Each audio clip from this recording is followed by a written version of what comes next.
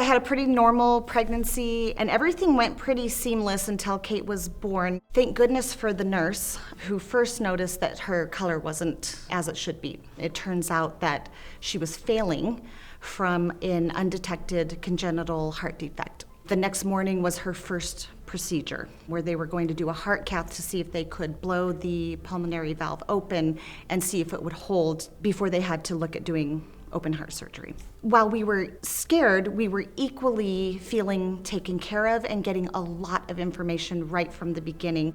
A lot of information that was well over our heads, but still comforting that they knew what was going on and everything was going to be okay. The Garabedians and Dr. Berg were there right from the beginning to keep us educated, keep us informed, and then to also do what they needed to do. And I would say their partners and the nurses and the rest of the staff there were really this nice complement to give us that ongoing comfort.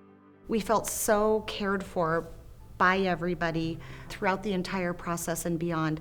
I tell people this all the time. It's really the balance of the mission that Providence has to take care of people no matter what their situation is, balanced with expertise and feeling like those that were in the room taking care of our daughter with their big hands and her tiny little heart really knew what they were doing. And I have since learned through the years that that is true. It wasn't just a feeling. There are top-notch medical professionals here in our community and at Providence.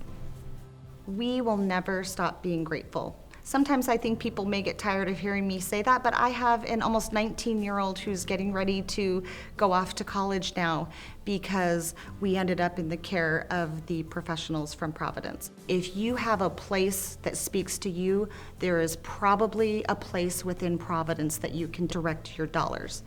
And if you feel compelled to give to Providence as a whole, you can say, here's what I can afford to give, and you tell me where it would be best used at any given point in time.